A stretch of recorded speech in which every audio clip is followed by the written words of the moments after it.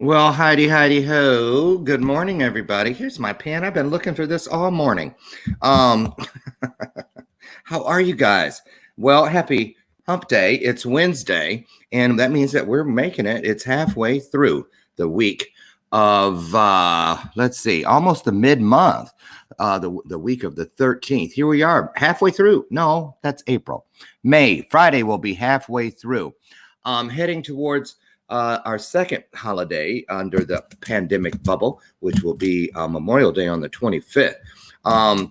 We just made it through Mother's Day, which was a very strange kind of a day with people not being able to actually go, for the most part, to visit their parents. Welcome to the show. Welcome to today's installment of Bathrobe Moments. I, of course, am Loren Michaels Harris, your host. So happy to be here. For those of you who don't know, this is the bell of purpose. We're going to be ringing it every time something comes out today that we're like, oof, grab my church fan. Can I get an amen? You get it. Something that is like, okay, now that was a good one right there. So the bell of purpose is in the house.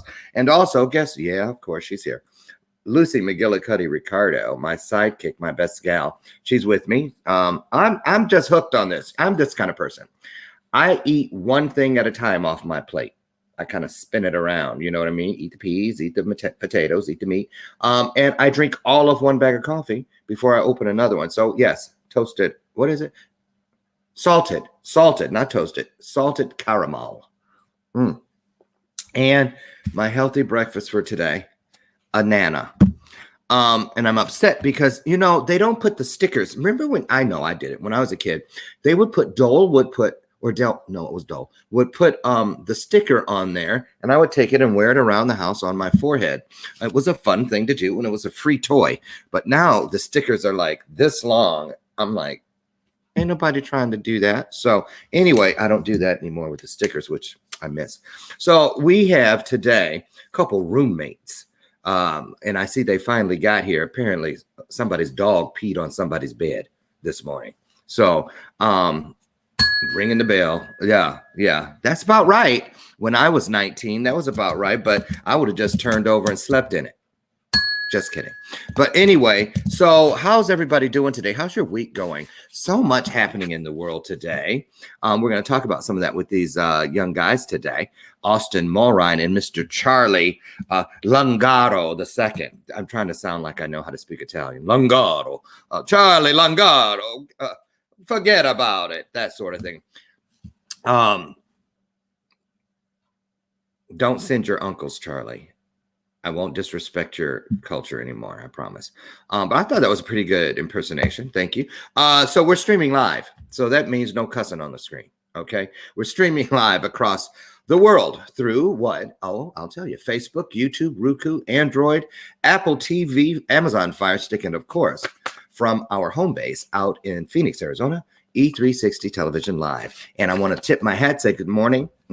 Cheers to my sponsor for the month, Symposium.us, where you can turn your content into what? Make it rain. Currency. I've done it over 20 some times, and you can too. Anything that you're proficient at, anything you're an authority on. If it's storytelling, vision boarding, yoga, the electric slide, cooking, whatever it is, you can get on there and create an additional stream of income. And that's not something to sneeze about in this trying day and time. So get over, download the app at Google Play or the App Store and start saying if some of these opportunities have your name on it. Money is the key. And right now, you need to make it anywhere you can. So get over, check out the folks at Symposium. A lot of great opportunities there. And the best part is you can turn your cell phone into a payphone. Symposium.us. So there's my shameless plug of the day. Yes, it was. So these guys scared the bejesus out of me, and I'm gonna get on them about that because they know I'm old. You know, they wait until 30 seconds before we go on the air to pop down there in the green room. So I see you. I can see you. You can't see me, but I can. Oh, yeah, you can. You can see me. Okay, we see each other. So anyway, good morning to all of you. Shelley, Dale, Robert Brooker, Mandy Kikta. Mandy Kikta. Mandy Kikta gave away that stimulus check the other day, Saturday, gave away $1,000 of it. And so she's got a lot of new friends. Carol, how are you? Nice to see you. Good morning to you. Robert Brooker, my man. How are things in Canada? And Deborah Jimenez. Annie, I'm so glad you came. But Annie, you should have stuck around yesterday. It got hot up in here. Go back and watch the replay. You'll be proud of me. You'll be proud of me, Annie, and I feel you. Karen Johnston, how are you? Afton Bass, happy birthday. Is it today or was it yesterday, Afton? I remember seeing Dorian Candy. How are you, sir? Nice to see you. Aren't we supposed to be talking, Mr. Candy? Kennedy. Why did I say Candy? Oh, the Candy Man can. I feel like singing today. That's a sign of a good show. And you know what? I think that, caught you. Oh, I almost cussed. See? But, Charlie, is that you? This is me. Hi. Were you in Atlanta last year for Power We Symposium? I was not. That was Logan. Logan. I was going to say, man, that boy really changed. He was skinny. He had red hair. Now, yeah, I'm fat and tall. Yes. And your promo photo was so dark and ominous in that red whorehouse light. I mean, that red overhead light did look like a good picture. That looked like the light outside of a whole house. I'm just gonna keep it real with you. Get that picture. I'm kidding. And then Austin, are you still doing you still got the Justin Bieber flip hair? That's why I'm wearing a hat. Mine's pretty bad. Whose bed got peed on? That was mine. Ew. Austin's dog got really excited. Ew. Did you get the stuff off before it sank? It got into the mattress? I'm taking the whole sheet to the dry wash. What's a dry wash? Like the big dryers at the laundromat. Yeah. It's called the dry wash in Texas, in Louisiana. That's what Louisiana. Louisiana. Oh, shy, baby. Oh, shy. We found us out. Oh my Lord. Okay, are you eating what's your favorite New Orleans dish to eat? Austin? Beignets. You made that up. Go to New Orleans, you have to get beignets. What is that? It's a floury, doughy puffball. Covered in powdered sugar. Yeah. Okay, now you're talking my language. At the Café du Monde. Next time, lead with the powdery sugar. Yeah. Okay? Because when you say fluffy puffball, people might think you're describing me. I have put on so much weight I'm cooking and eating my way through this pandemic. And it's okay. I brought Austin. Did you know, Austin, congratulations. Yesterday was your anniversary. Did you see that yesterday was 1 year, the Power of We Symposium? I did see that. Yes. So Austin, everybody, was my first youth speaker at the Power of We Symposium in Atlanta 1 year ago yesterday. And what was that like? Do you remember? Has it faded into the distant past, or because you wanted to be a speaker back then, but you've had 17, and I can list every one of them because I keep a record on you. 17 different things you wanted to be when you grew up since a year ago yesterday. 17 different things, from a professional skateboarder. When did that happen? Professional surrogate father. I saw that one in there. Go back. I got my sources. Don't even try it. You wanted to open up a string of car washes featuring nude drying off your car girls. See, a pilot. That one was real. That was real. That was the first one that was real. But anyway, so here you are today. And so has any of that still stuck with you when you were on the stage last year? The kids really received you. Really? Absolutely. I saw the picture yesterday on your account, and I was like, that was like, it just took me back for a second. That was really cool. In a way, it seems like it was longer than a year, and in a way, it seems like it was just yesterday. What a difference this world is today, as opposed to when we were running around. You and Charlie, you and Logan were on those little, what were those things you were riding around? The electric scooters. The electric scooters. You guys were riding all around Atlanta, and none of us saw coming what we're living within today, known as this coronavirus pandemic. So I thought it would be fun, interesting, and enlightening to have two young guys who you guys are quarantining, sheltering in place together because you're roommates. Mm-hmm. And I want the honest, the God skinny, the truth. Have you guys really been doing what you should be doing with this quarantining, or are you kind of half-assing it? Okay, that answers that. Okay, that was all I needed to hear. We've stuck to it pretty well, but they opened up Texas, so we went hiking. Okay, but you weren't having like private parties and nothing above 10 people. Did they have masks on when they were there? No. So that seems to be okay. Well, that seems to be the outlook for a lot of people your age. Now, I know, Austin, you're 19. Correct. You're almost 20. Correct. When's your birthday? I'm 21. Oh, Lord. Oh, yes. Y'all can't wait for that, because then you got somebody that can go and buy. Don't look at my wall.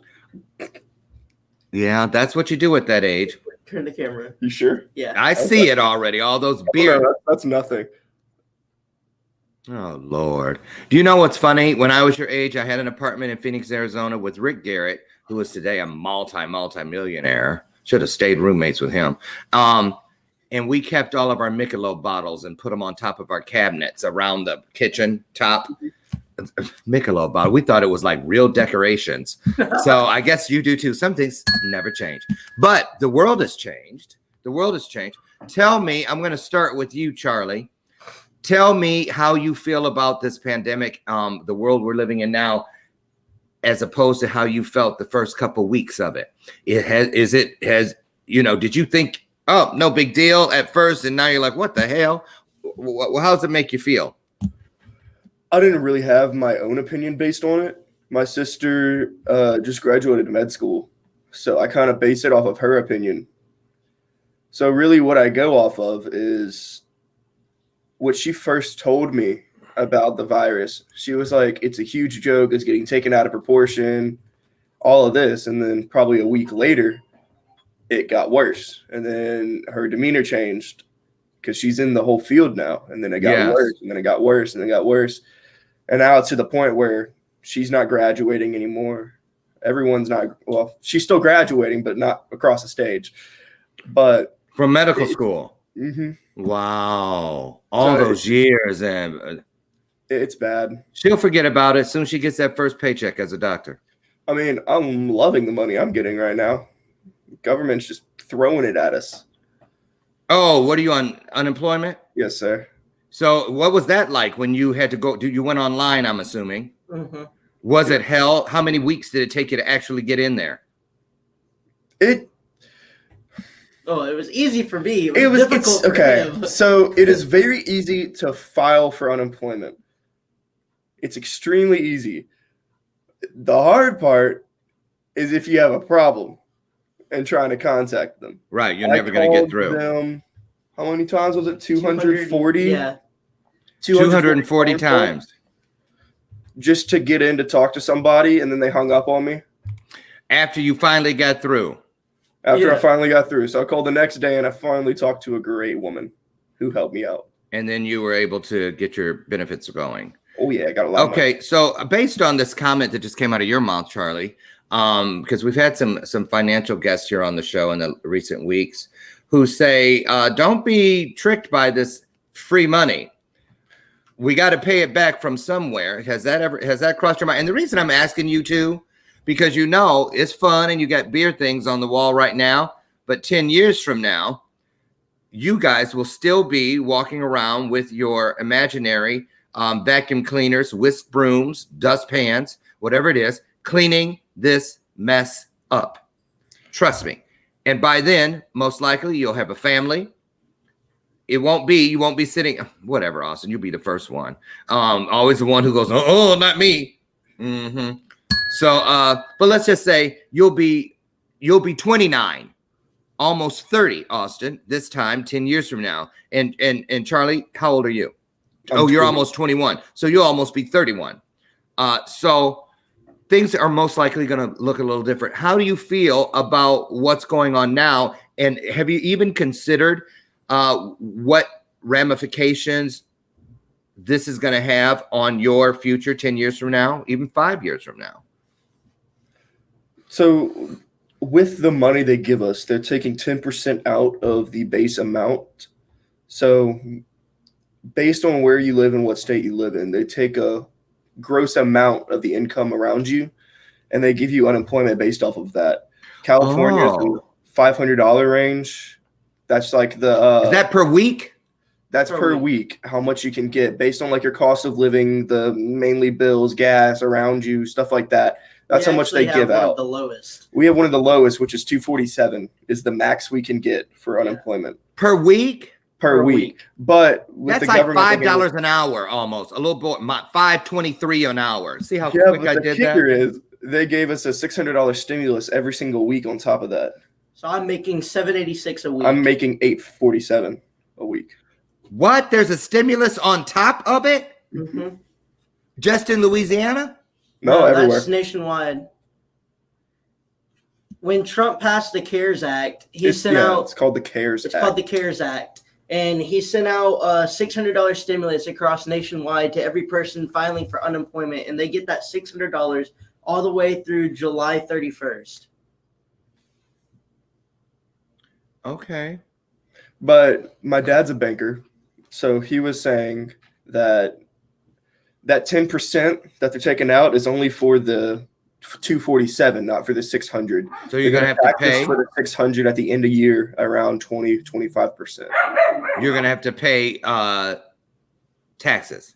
That will be taxable money to about 25% of it.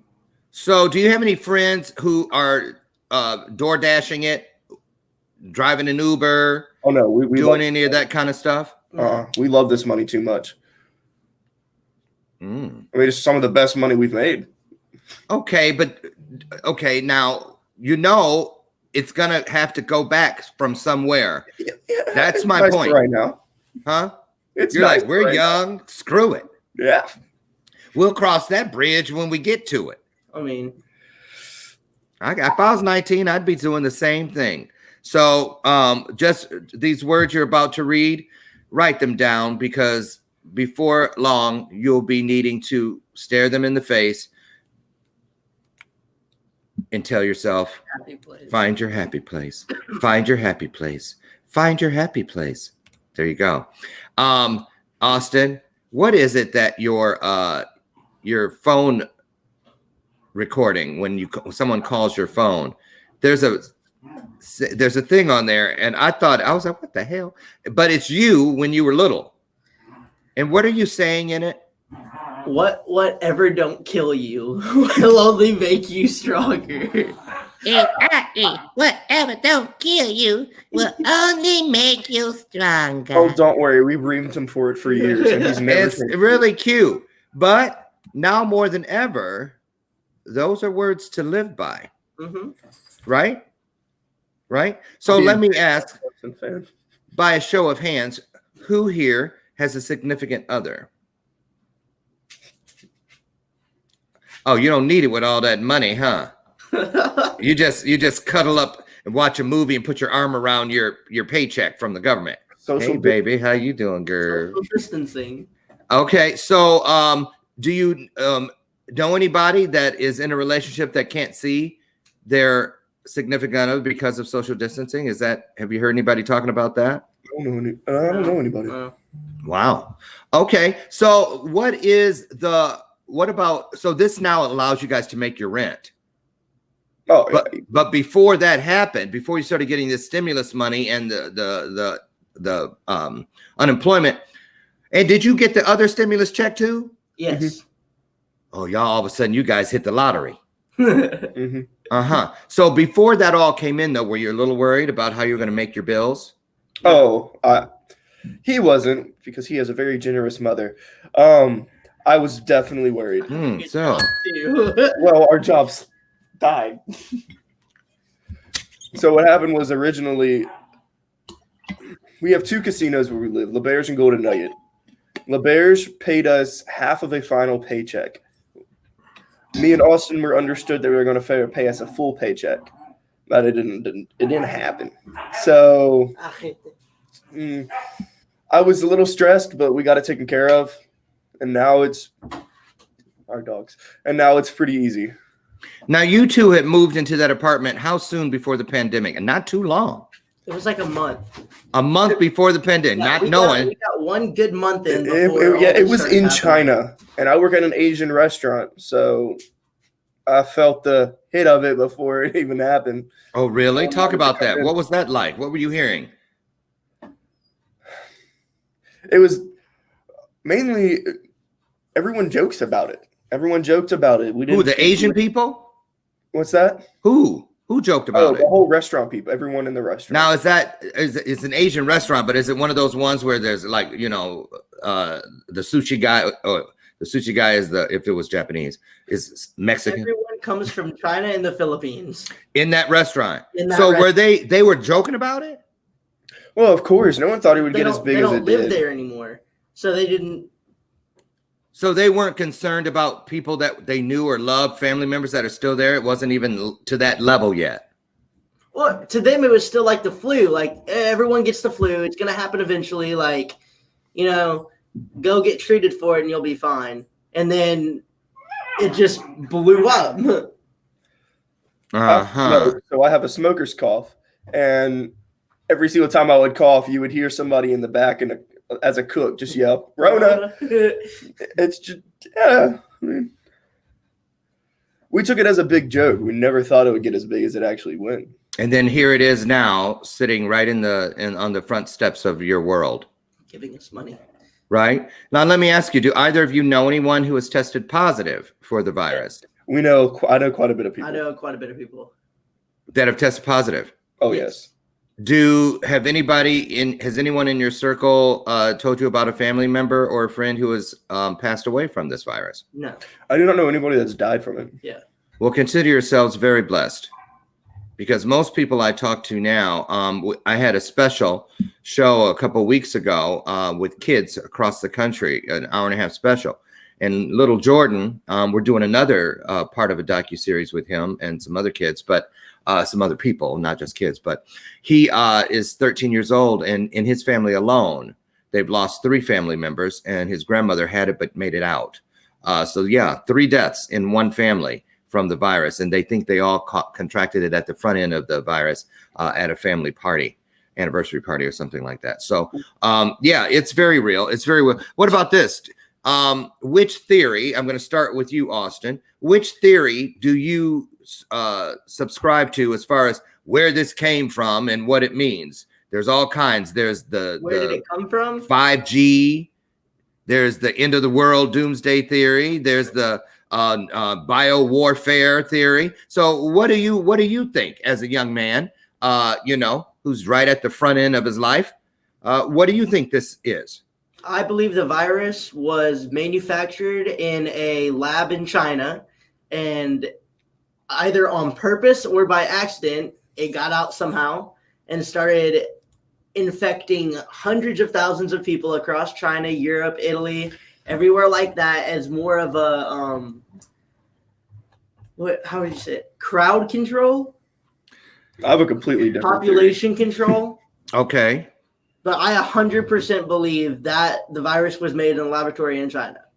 Okay, so you really believe in your heart of hearts that that's what happened? Yes, absolutely. Okay. We're going to come back to that. Charlie?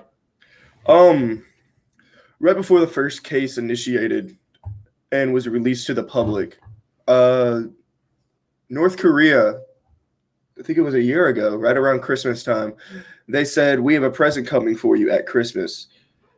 I think it was the first reported case of coronavirus was about December 27th or 28th and in China. Mm-hmm. And I think it was North Korea's way of saying, screw you. I think it got out in North Korea, and that's why they're saying Kim has died.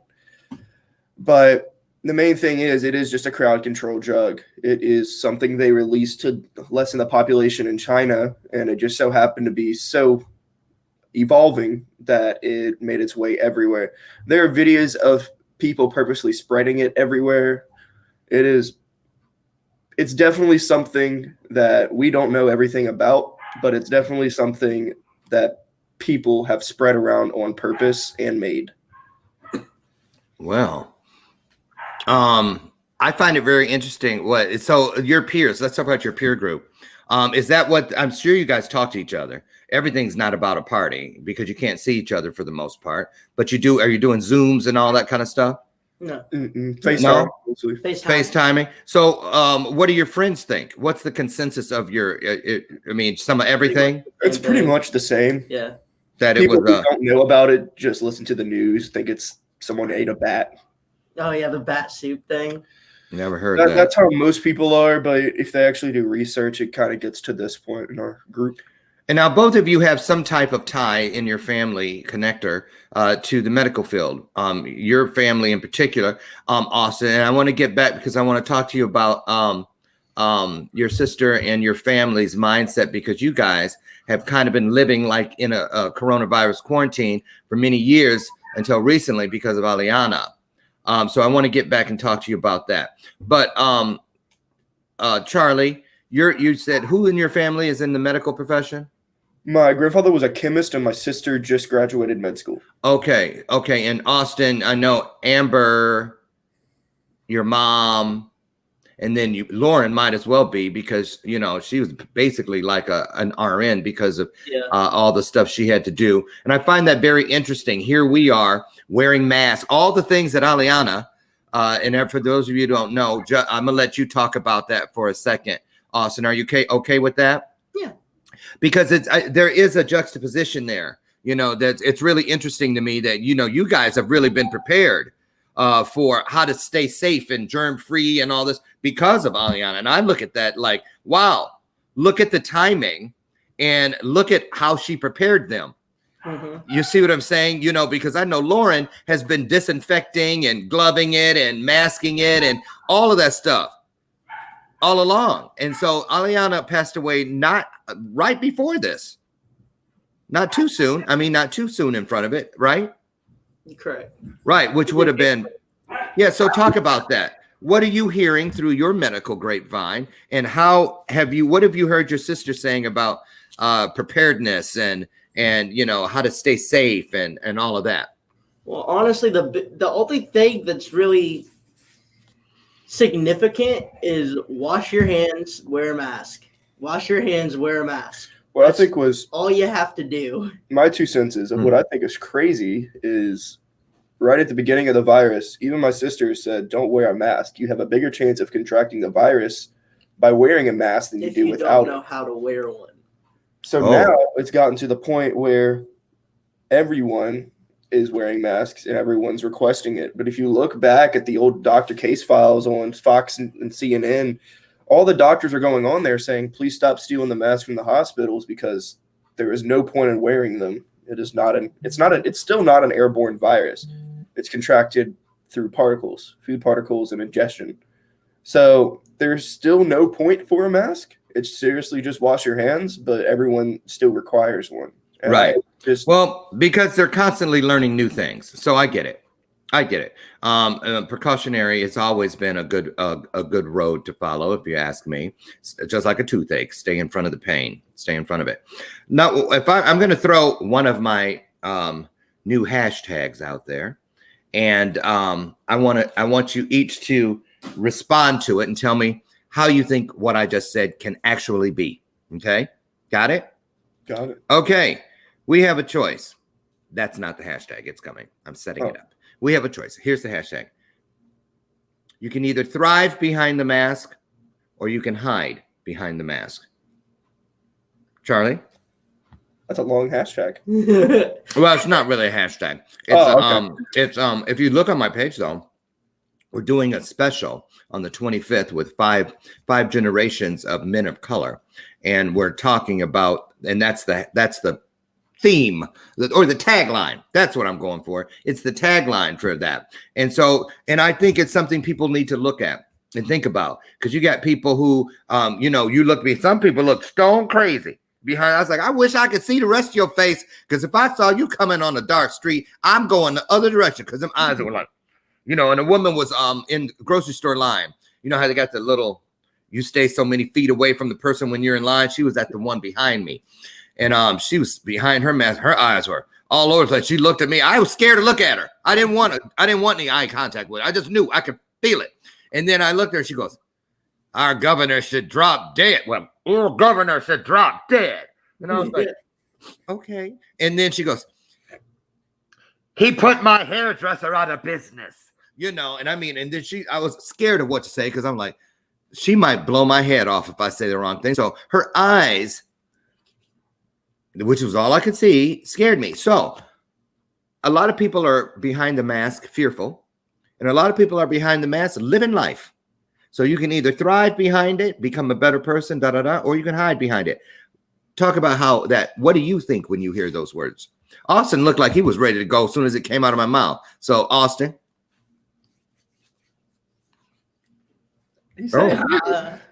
I mean, I don't know. What's it mean to you?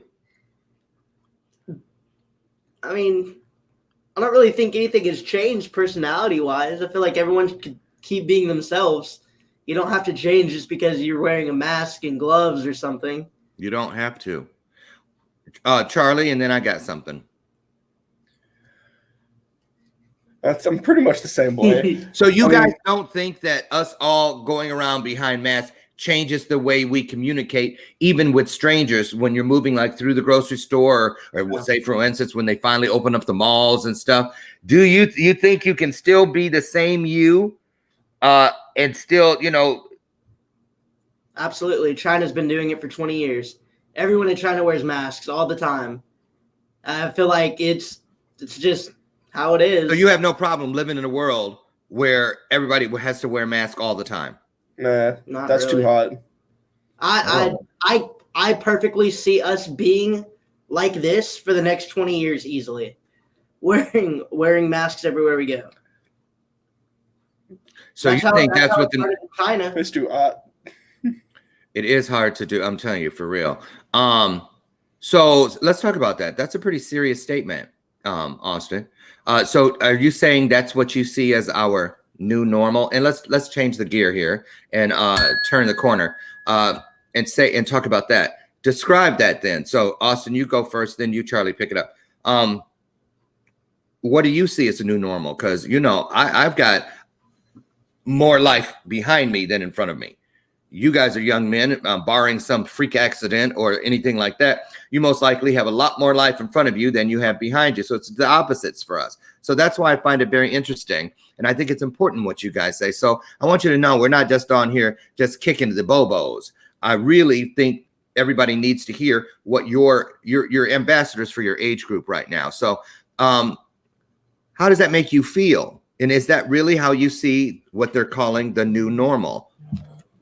Absolutely. I believe everyone's going to be wearing masks, at least, if not for maybe ever, at least for the next 10, 15 years. Just because once that paranoia sets in, everyone's going to be like, well, is the virus ever really gone? And I mean, it's safer for me to wear a mask anyway, because then I'm not going to be getting a cough from someone else. Washing your hands is now finally something people are doing on the regular that they should have been doing before anyway.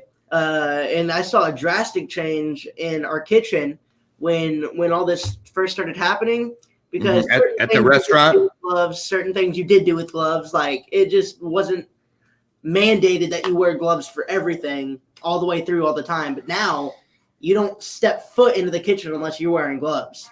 And it's just that's interesting. And I believe it's going to stay like that easily. That's a great point. That's a great point, that we were a little bit more relaxed than we perhaps should have been all along anyway. So maybe the virus has pushed us to a place that we needed to be, because who knows what's around that corner known as the future. We think coronavirus is something. Maybe 20, 30 years from now, something even worse will come through, but we'll be ready for it because of this. You've seen all the things that is like the virus is the cure and the coronavirus isn't the virus, we are. Yeah. Because the rivers in... You haven't heard that? You haven't seen that yet? All the rivers again. are now clear. They're not murky because people aren't traveling through them. Pollution rates are down. Pollution like rates are 38%. down. The rivers have risen. I mean, there's a smog whole lot of cleared. things going around. They were saying that the coronavirus was the cure and we're the virus. We're the one causing all this pollution and stuff. And coronavirus is just, unfortunately, taking tolls with it, taking lives with it, but also keeping people from going back to work in these big factories, letting off pollution, letting off light emissions. Like the sky is clear, like everything. It was really interesting to think about. I find that really interesting. I really do. Because, I was talking, Scott Gain, the photographer, he's a securities expert. And so off camera, we were talking about some things, but he was saying, even on the show when he was here, that he really, a lot of large industries are seeing that they can do the same work without a lot of things that they didn't know they could do without. So they may never go back to. A lot of people won't get called back to certain jobs. A lot of jobs will be eliminated because they see that they can navigate around it. I knew something like that was going to happen. Do you remember we're at the front end of this when the guy who had the whiskey distillery or the alcohol distillery turned it into a hand sanitizer production and said, I'm doing so well with this. If I'd have known, I may not even go back to doing what I originally was doing. I might just stay in the hand sanitizer business. I thought then, I wonder how many other industries are going to see, well, shoot, especially with the submergence of artificial intelligence, getting things to do what you need them to do. So, Charlie, what about you? New normal, what's it look like to you? What's it mean? What do you see in your mind's eye when you hear those two words? I don't want to go back to work just because there's going to be so much safety precautions that we're going to have to do. It's going to be so much PPE just to... Bye, honey. Have a good day. Dude. It will be crazy, and I hope the PPE raises a little bit.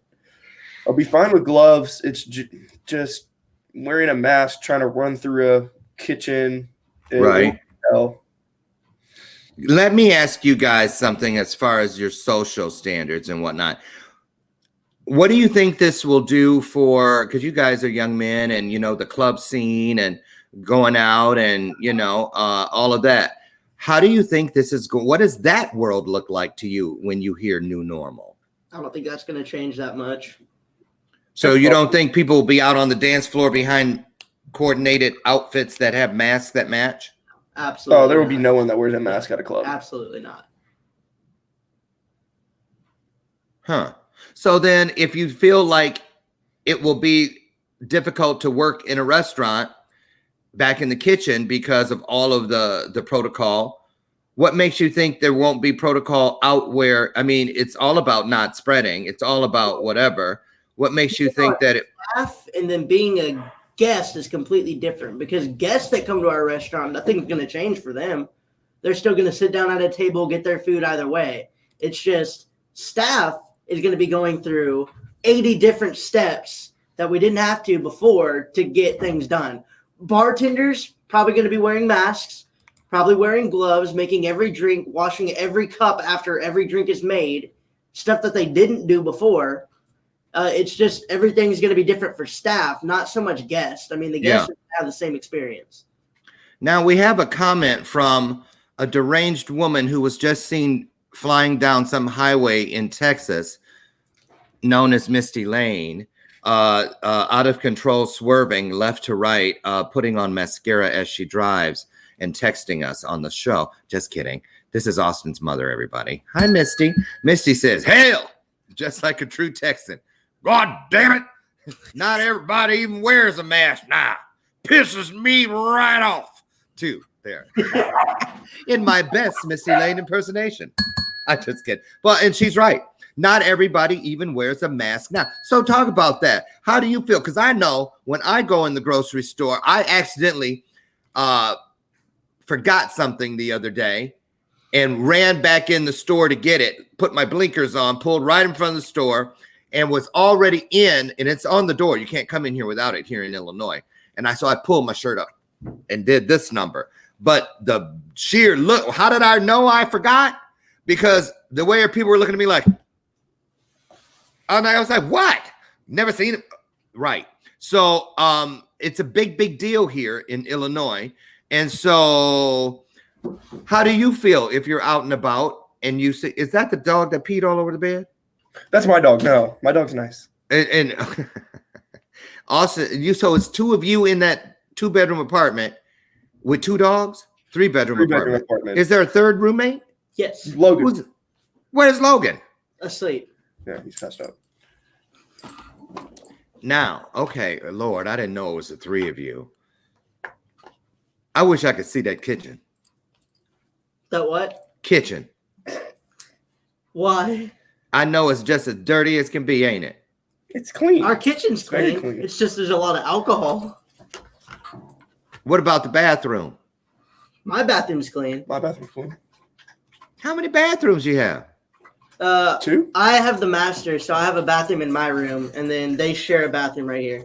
Oh, you are definitely Misty Lane's son. We keep a clean house. Good. I'm glad to hear it, because we sure didn't when we were your age. Good Lord. We have a clean house every 4 days. I'll rephrase that. That's not bad. That's not bad. Now, here, let's talk. I want to know what the young guys like you are doing to keep your head on, to keep yourself from maybe even becoming just a little bit depressed. You guys have each other, but still, in your world of worlds, your heart of hearts, when you're alone and in that space that no one is there but you and what you believe is greater than you, we all have worries. We all have concerns. Some of us even have fears. I'm not afraid to admit it. What do you do to keep your mind, body, and spirit in top form? What are you doing? Have you started meditating? Are you reading something? Is it some kind of music? What are you doing, Charlie? Video games, Netflix, and alcohol. That's what you've always done. Yeah. So pretty much nothing's changed? No. Oh, okay. I just don't have to work. Austin? We haven't started yet. I just enrolled. Oh, let's talk about that now. That's what I want to know. Austin, you start. Let's talk about where you see yourself 10 years from now. I brought that up earlier, and I had you looking through a different kaleidoscope. So now pick up the kaleidoscope of the 30-year-old Austin. And remember, your mother's watching. Hopefully in my 2nd year of residency at a hospital somewhere. Has this coronavirus, what now? You recently, you told me this off camera, you recently had a conversation, it sounds like it was a heart-to-heart with your sister Amber. Yes. Who is a brilliant medical professional, and you've decided to go back to where you originally started. Absolutely. Was to be a doctor. So has the pandemic helped you decide that this is a calling Talk about that. I had a lot of time just sitting around doing nothing. And I was just like, I could be doing so much right now. So I finally, after talking to Amber, I was like, I could have been enlisted in summer classes right now. I could have gotten so much done. I could have been way ahead of the curve right now, but I just didn't. I didn't do anything. So now is the perfect time for me to start. So that's what I did. Well, let's talk about this, young man, because I remember this time last year when you were a senior, you kept your catchphrase was hashtag I got it. I got this. That's what you kept saying. It kind of backfired on you, if you know what I'm talking about. Mhm. I ain't gonna put your business all out there. Summer school. Anyway, I lied. Sorry. You can't whoop me. I'll just play. You probably can't. So the deal is, though, Austin, don't you find it interesting that when you had all the time in the world, you couldn't get to this decision? Mm-hmm. But when this thing flipped and slowed us down, it kind of falls into what you guys were saying about we're the problem, the virus is the cure. Because the virus really helped get you to the place where you've made the decision of what you'd like to do with your life, right? Absolutely. I find that really interesting. And I find it encouraging because I believe that everything that happens is really just a miracle and a blessing that's in the form of process of being made. It's a blessing in the making. I don't believe that everything is, oh, Lord Jesus, oh, Lord. I had too much of that already in my life. I ain't trying to go there. Ain't nobody got time for that. Ain't nobody got time for that. Ain't nobody got time for that. Sweet Brown, remember her? So anyway, Charlie, what about you? Pick up the kaleidoscope known as 10 years from now. You're looking in. What's Charlie doing? No idea. Yo, what's Charlie doing? I've had a rocky road. My parents will never. That's an ice cream, by the way. What's that? That's an ice cream, by the way. I do too.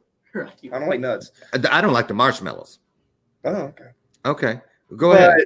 I had a rocky road starting out. College didn't work out whatsoever for a number of reasons. Mm-hmm. And my parents will never be fine with what I did.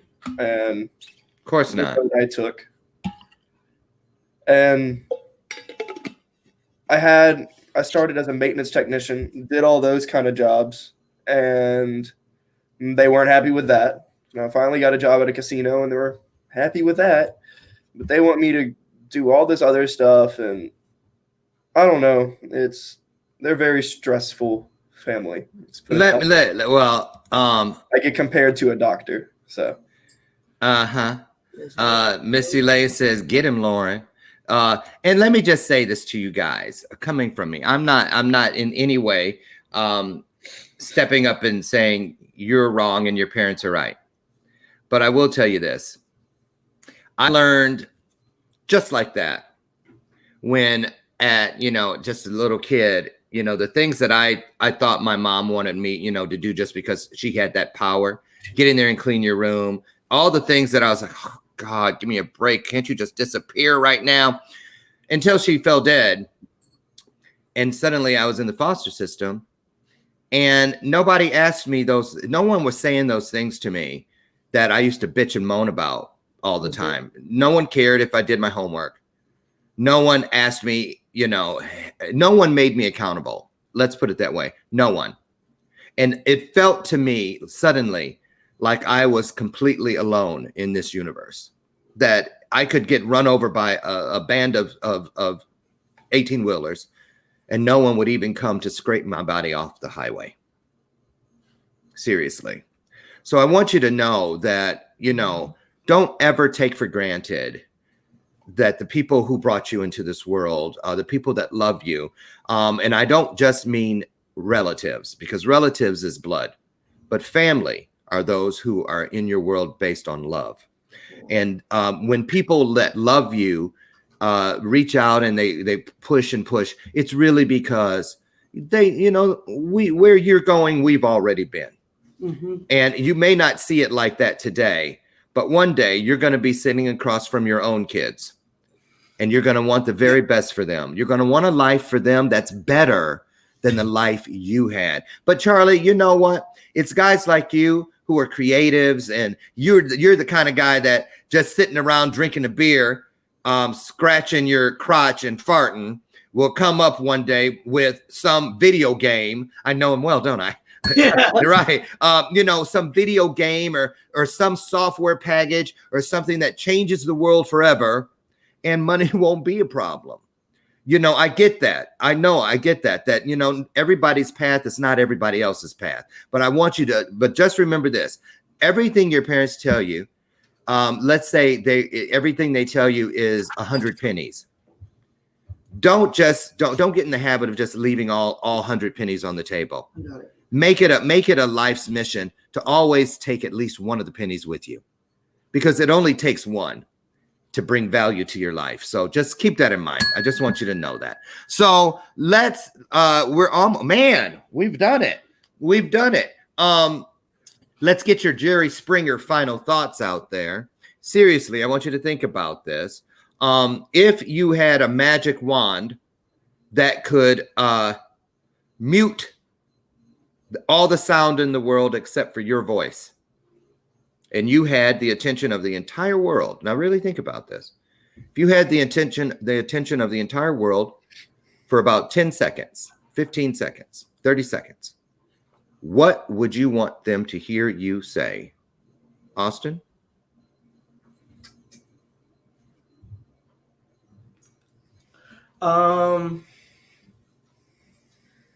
Wash your hands. I got something to say that when you get done. Interesting. Interesting. Charlie? I really don't know what I would say, because I don't know everyone's cultures or what people are going through. So. But you're living in a world. If you want me to change the question for you guys? I asked that question with my kids the other day, and from the 4-year-old world, but not everyone's worlds are the same. This is true. Wash your hands applies though. I get that. Yeah. And the kids last week on the special across the board back then, they all said, stay at home. Stay at home. Stay at home.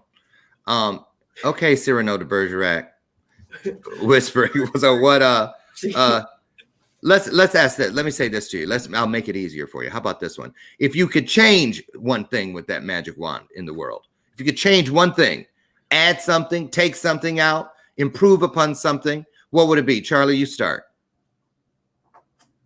I would take away the whole money system. Just make everything free? No, I would go back to bartering and trading and trade for what you have. I do a lot of that even today. This country was built on bartering. The United States was built on the barter system. Absolutely. Okay. And why do you think that would be something you do? Why is that? Why? Why would you do that? Why? Huh? Because you're based on the goods that you have. Why? You're not based on a number and an account. You're based on the goods that you have and what you've made. Yeah, except that wouldn't really work nowadays. No rebuttal. You don't. That's his vision. Now, okay. So, what would you change? What would you do? Take what he did and turn it back to a money? Yeah, absolutely. Yes. Oh, that would never work in a modern day society. Non-connected to Charlie's answer. It's a magic wand. It's a magic wand. What would you change, Austin? What would I change? What would you change or improve? What would you make different? There you go. Policies. Huh? Government policies on taxes. I would do a lot with taxes. Maybe you could just do away with them. Tax, sales tax. I would work on stuff like that. You wouldn't need tax if it was a barter system. Ooh. So would never have a nice thing if it was a barter system. Oh. Instead of a car, you'd be walking. Is that what you're saying? Barter for a car. Gold, silver, jewels. Do you have any of that?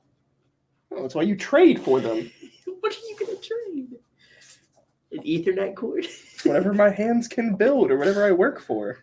Oh, so Charlie, you're saying it might promote deeper understanding of one's own creativity abilities. You would have to work for what you want. Because that's what people used to have to do. Mm-hmm. And it was a better society. He's got a point. He's got a point. Better society. Now, what are you doing with that? Are you mocking it? Are you thinking it's something that can never be? We should just give up? 100 years ago was a better society when the way we just disputed problems was meeting each other in front of the town hall and shooting each other. That was a better society when we bartered. Suicides are down. Yeah, but homicides were up. Now you have to deal with credit and everything like that. You wouldn't have credit with a barter system. You wouldn't have people killing themselves because they lost all their money. Well, Amber's here. Amber Hoffman, hi, that's Austin's sister. Welcome to the show. She got here right in the nick of time to see you guys say goodbye. Go ahead. To go study. She has her boards. Oh. Well, Yeah, go study, Amber. She came to support her baby brother. Shelly Dale likes your idea, Charlie. Wow, that's how that is. Bartering and trading is epic. Aaron Heim says, and he's the president of E360 Television, so he says, right. So there you go. Out of the mouths of babes, as I will put it. I just want to thank you both. Seriously, I thank you for getting up, because I know you'd rather be following in Logan's footsteps and sleeping. But you got up and you shared your voice with the world. I want you to know the real reason I have you here today is because I don't want you to ever forget, just like a year ago, Austin, when you graced the stage and you changed the lives of 250 kids in Atlanta, that you guys, it may seem like you're just sitting in a room with a bunch of beer things on the wall and, dogs peeing all over your bed and whatnot. But you know what? You're writing your story. You're putting a brick in the wall, which is your legacy, in the road, which is your legacy. And I just want you to know that we will always care about how you feel, and we will always want to know and value what you think. There are those of us who will. And I think that's important because a lot of adults just look at kids and say, it's my way or the highway, and I don't think that's the good way at all. I think the answers live with you all. So I want to thank you and wish you the very best. Stay safe. Continue what you're doing, you guys. Get through this thing and get out there now and keep changing the world. Okay? Promise? All right. Thanks, guys. Have a great day. Have a great day.